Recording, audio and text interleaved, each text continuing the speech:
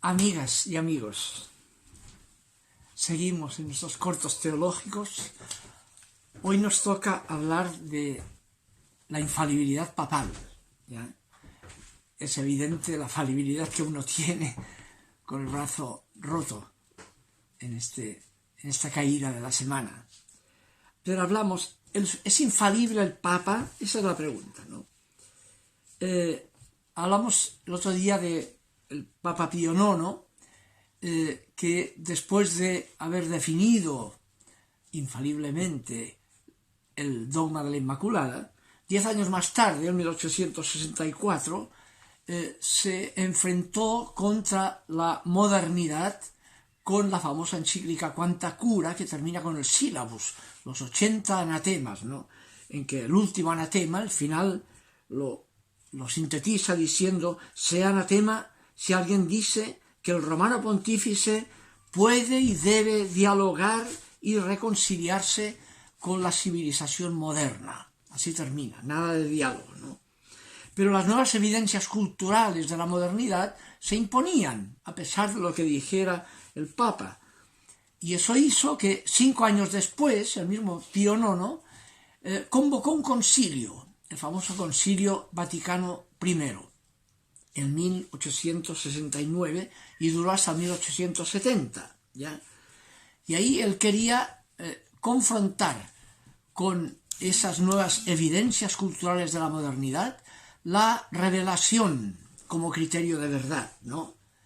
Y ahí la primera constitución del Concilio Vaticano I fue sobre la fe católica, donde señala, resumo el texto, o cito el texto nuclear, dice: deben ser creídos por fe divina y católica todas las verdades que están contenidas en la Escritura y en la tradición, y que son propias o propuestas por la Iglesia como divinamente reveladas, ya sea con un juicio solemne, definido, ¿no?, o con un magisterio ordinario y universal. Es el magisterio ordinario y universal que propiamente corresponde a la Iglesia como totalidad.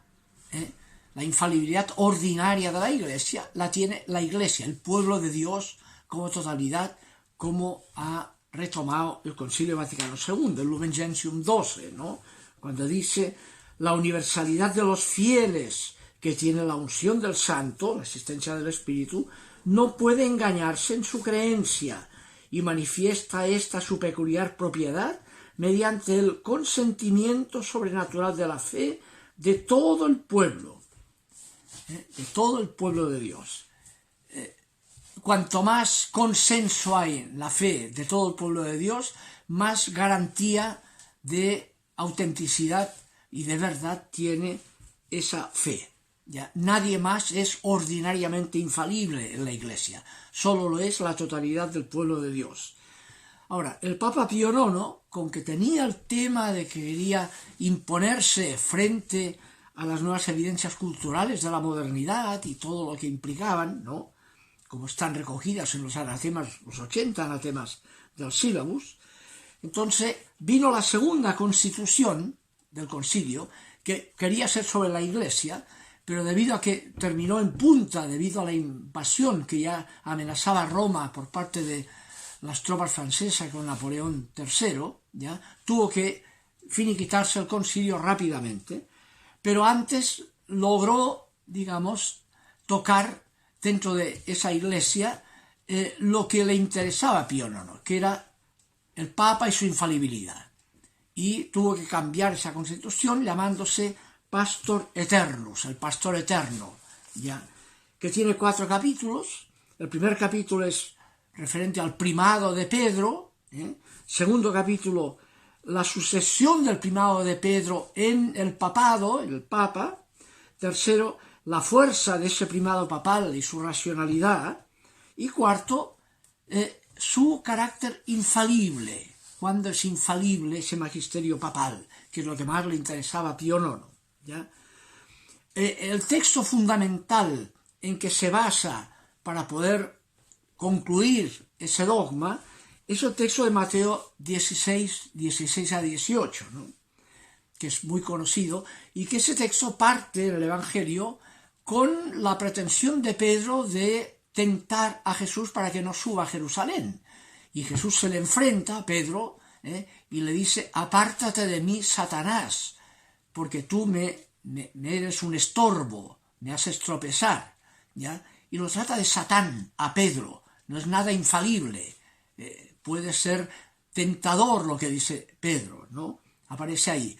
Ahora, a partir de ahí después dirá, el texto seguirá en Mateo 16 a 18, que tú eres Pedro, que significa roca en griego, que traduce el Kefas, roca en arameo, le dice: tú eres roca, y sobre esa roca construiré mi eclesía, mi iglesia, contra la cual no prevalecerán las puertas del infierno, no caerá en la tentación, ¿no?, de Satán. Contra la cual, autés en femenino, no contra Pedro. La infalibilidad garantizada la tiene la iglesia, contra la cual no prevalecerán las puertas del infierno, aunque el Papa puede caer en la tentación o ser tentado, como ha empezado tratándolo de Satán, ¿no? Por tanto, ahí hay una... De hecho, además, después viene: y lo que ates en la tierra será atado en el cielo, y lo que desates en la tierra será desatado en el cielo. En Mateo 16, 19 lo atribuye a Pedro, con un interés ya eclesial de la época de Mateo, ¿no? Pero 2 capítulos más adelante, el capítulo 18 de Mateo, versículo 18 también, esa frase la atribuye no a Pedro, sino a todos los discípulos. Lo que atéis en la tierra será atado en el cielo, y lo que desatéis en la tierra será desatado en la tierra, refiriéndose a lo que ha explicado antes del perdón. El perdón, dice, de si alguien peca, primero habla con él a solas. Si no te atiende, busca un testigo. Y si tampoco te atiende con un testigo, entonces remítelo a la comunidad, a la asamblea, a la eclesía. Y si no atiende a la eclesía, al pueblo de Dios, entonces considéralo un autoexcomulgado, un hereje, dice, un publicano, ¿no? Por tanto, remite la importancia de la iglesia como pueblo de Dios, como criterio de verdad y de la comunión eclesial, ¿ya? Toda esa perspectiva no es tomada tal cual, sino que el capítulo 4 define la infalibilidad papal, aunque lo hace con el consenso de los obispos, dentro de los cuales había un grupo importante que no estaba de acuerdo con esa definición, y de hecho se fueron antes de votar, la última votación, para no romper la unidad. Pero aún así, el texto, tal como quedó, dice lo siguiente: el romano pontífice, cuando habla ex cátedra, primero, y dice qué significa hablar ex cátedra, eso es decir, ejerciendo el servicio, el munus de pastor y doctor de todos los cristianos, intención de universalidad. Segundo, por su potestad suprema, cuando define, eso significa hablar ex cátedra, que se dirige a la Iglesia Universal y define que algo debe ser asumido por la Iglesia Universal. Entonces, no dice entonces es infalible, sino dice por la asistencia divina prometida al Beato Pedro, no es inspirado el Papa. La revelación termina con la muerte del último apóstol, eso es la inspiración. Después el Espíritu asiste a su Iglesia, que puede asistirla infaliblemente en casos especiales. Por la asistencia divina prometida al Beato Pedro, ¿ya?, goza, dice, de aquella infalibilidad con la que el Redentor divino quiso que estuviera revestida su Iglesia en la definición de la doctrina sobre fe y costumbres. Goza de la infalibilidad que Cristo quiso que tuviera su Iglesia, autés, y remite la infalibilidad extraordinaria posible del Papa cuando habla ex cátedra, y solo cuando habla ex cátedra, a la infalibilidad ordinaria que compete a la Iglesia como totalidad. El Papa no es nunca infalible ordinariamente, puede serlo extraordinariamente cuando habla ex cátedra en relación a la fe de la Iglesia, del pueblo de Dios. No tiene revelaciones personales el Papa, sino que está asistido en situación especial cuando habla ex cátedra para interpretar personalmente la fe de la Iglesia, que es la infalible propiamente, la del pueblo de Dios. ¿Ya? Eso es muy importante.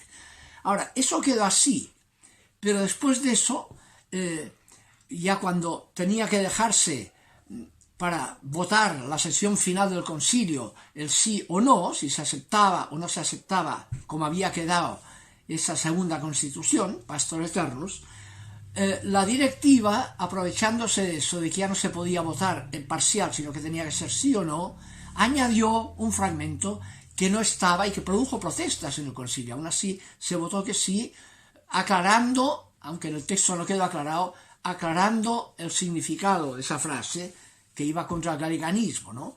Pero la frase que se añadió parece y es contradictoria con lo que acaba de decirse, lo que significa el magisterio ex cátedra.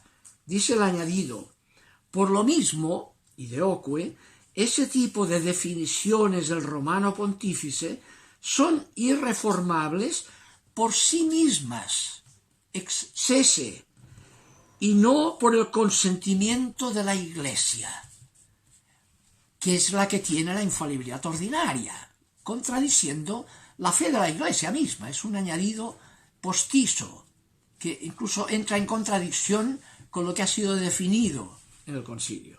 Pero bueno, ahí se ve el interés que tenía el Papa. No, yo soy infalible. Y el Papa tendría eso, ¿no?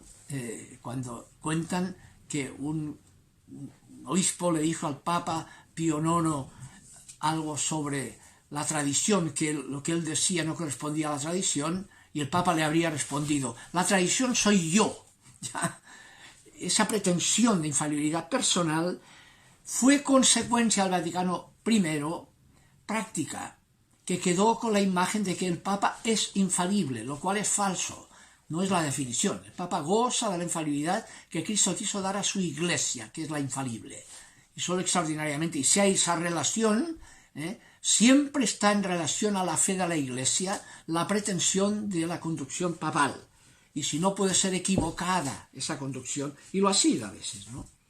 Bien, ese es el tema importante, la aclaración que hay que hacer, ¿no?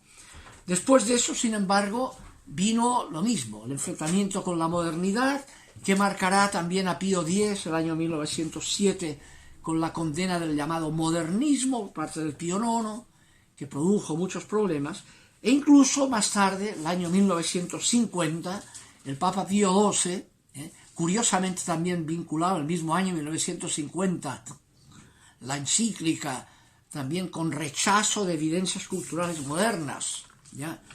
En la Humani Generis, que fue en agosto de 1950, y luego el 1 de noviembre definió la Asunción de María, de lo cual hablaremos el próximo día, la vinculación de ese rechazo de la modernidad con la mariología, que ya estaba también en Pío IX, ese riesgo de poner una mariología en función del conservadurismo, hay un riesgo enorme ahí. Pío XII, entonces, en la Humani Generis, dirá lo siguiente en el número 33, por ejemplo, intentando también que lo que hace la encíclica tiene ese don de infalibilidad. Dice: si los sumos pontífices en sus constituciones pronuncian de propósito una sentencia y en materia hasta aquí disputada, y era una materia hasta aquí disputada, es evidente que según la intención y voluntad de los mismos pontífices, esa cuestión ya no puede tenerse como de libre discusión entre los teólogos. Quedó zanjada por el ejercicio magisterial del Papa. Y entonces viene el número 34, con el control, digamos, de los que no obedezcan eso. El tema de la Humani Generis, que marcó que se cerrara la Facultad de Teología del Padre Congar, que fuera perseguida y no se permitiera publicar nada de el jesuita Teilhard de Chardin en el tema de la evolución, porque la encíclica condena el poligenismo que estaba presente en el tema evolutivo, contra lo que la encíclica dice que ha de ser monogenista, porque para salvar el pecado original tenemos que venir todos de la única pareja Adán y Eva. Esa temática que entraba en conflicto con nuevas evidencias culturales, ¿ya? Obviamente siguió el tema y quería señalar últimamente con el Papa Juan Pablo II, ya antes con Pablo VI, hubo el tema también porfiado a partir de movimientos dentro de la Iglesia misma y evidencias culturales nuevas, que era el tema de la posibilidad de la ordenación de mujeres al sacerdocio ordenado. Y en esa línea, Juan Pablo II quiso parar esa perspectiva en un documento que es sobre la ordenación de la mujer, ¿no? Dice así el texto de Juan Pablo II: en nuestro tiempo y en diversos lugares se considera discutible el que no pueda ser ordenada la mujer, o incluso se atribuye un valor meramente disciplinar a la decisión de la Iglesia de no admitir a las mujeres a tal ordenación. Por tanto, con el fin de alejar toda duda sobre una cuestión de gran importancia que atañe a la misma constitución divina de la Iglesia, dice, en virtud de mi ministerio, declaro que la Iglesia no tiene en modo alguno la facultad de conferir la ordenación sacerdotal a las mujeres. Y por tanto, que este dictamen debe ser considerado como definitivo por todos los fieles de la Iglesia. El número 4 y final de la Carta Apostólica sobre la ordenación, ¿ya? Del año 94, si no recuerdo mal, ¿no? Obviamente también Pío IX, el sílabus, pretendía que el sílabus con sus anatemas era definitivo, y no lo fue. Y el Vaticano II tiró al suelo muchos aspectos que están como anatema en el sílabus. Entonces, hay todo un proceso cultural que marcará la teología de los signos de los tiempos, en que lo que acontece como nuevas evidencias culturales es un signo de presencia del Espíritu que llama a la Iglesia a ir tomando en cuenta esas nuevas evidencias para integrar y eventualmente corregir sus posturas anteriores debido a condicionamientos culturales previos, ¿no? Y eso marcará que sigue vigente, así como tuvo que renunciar a la condena que había hecho de Galileo, a la condena de los sílabus del diálogo con el mundo moderno, como Gaudium et Spes lo hará. El gran signo de los tiempos es el diálogo de la Iglesia con el mundo moderno, dirá Gaudium et Spes, contra el fin del sílabus de Pío IX. Lo mismo el modernismo de Pío X ha sido asumido. Muchos elementos condenados por Pío X son hoy evidencias de la fe de la Iglesia y de la teología. Y está pendiente también que puede llegar a ser evidente un día la igualdad de hombre y mujer en términos de acceso a la ordenación sacerdotal. Fíjense que en la época posterior a Jesús también, la pregunta sobre este tema no es, viendo lo que hizo Jesús, eso hay que hacer hoy. Obviamente, viendo la espiritualidad de Jesús, no el condicionamiento cultural en que se movía, dentro del cual solo pudo elegir a 12 varones. La pregunta es, ¿qué habría hecho hoy Jesús con la nueva evidencia cultural? Y obviamente que al menos 6 serían mujeres. Lo contrario no corresponde a la espiritualidad del Jesús ubicado en su tiempo. Fíjense en esta línea de los signos de los tiempos, vinculado al tema de la posible ordenación de la mujer. El mismo catecismo, en primer lugar, en el 1577, cuando da cuenta de esa tradición contraria a la ordenación de la mujer, dice, es la razón, eso, lo que cuenta, por la que las mujeres no reciben la ordenación. Dice, no reciben. No dice que no pueden recibirla. Claro, con esa razón, si tomas como criterio lo que de hecho, condicionado por la cultura, hizo Jesús, esa es la razón por la cual no han sido ordenadas, ¿de acuerdo? Ahora, eso implica que no puede ser de otra manera con una nueva hermenéutica que relativice el condicionamiento cultural machista en que se movió Jesús, ¿no? Y por eso termino en Puebla, el número 847 dirá: las aspiraciones de liberación de nuestros pueblos incorporan la promoción humana de la mujer como auténticos signos de los tiempos. La promoción humana de la mujer, que implica también la posibilidad de su ordenación sacerdotal, un signo de los tiempos. Puede estar presente el Espíritu de Dios indicándole a la Iglesia algo que tiene que corregir, que tiene que tomar en cuenta. Finalmente, termino con lo que ha pasado últimamente con este Papa, que acaba de nombrar de prefecto de la Congregación para la Fe a un obispo de Argentina, ¿no? Y le manda una carta sobre lo que tiene que, cómo tiene que funcionar el ministerio de lo que era el control de la fe. Leo algunos pequeños fragmentos. Le dice: el dicasterio que presidirás en otras épocas llegó a utilizar métodos inmorales. Fueron tiempos donde, más que promover el saber teológico, se perseguían posibles errores doctrinales. Lo que espero de ti es sin duda algo muy diferente. No has de ser así, el prefecto. Para no limitar el significado de esa tarea, hay que agregar que se trata de aumentar la inteligencia y la transmisión de la fe al servicio de la evangelización, de modo que su luz sea criterio para comprender el significado de la existencia, sobre todo frente a las preguntas que plantean el progreso de las ciencias y el desarrollo de la sociedad. Y terminará: es bueno que tu tarea exprese que la Iglesia alienta el carisma de los teólogos y su esfuerzo por la investigación teológica, con tal que no se contenten con una teología de escritorio, con una lógica fría y dura que busca dominarlo todo. En ese sentido necesitamos que la teología esté atenta a un criterio fundamental: considerar inadecuada cualquier concepción teológica que en último término ponga en duda la omnipotencia de Dios y en especial su misericordia. Nos hace falta un pensamiento que sepa presentar de modo convincente un Dios que ama, que perdona, que salva, que libera, que promueve a las personas y las convoca al servicio fraterno. Notable, ¿no? Y eso es coherente con lo que dirá el mismo Papa en la Evangelii Gaudium número 32. Dado que estoy llamado a vivir lo que pido a los demás, también debo pensar en una conversión del papado.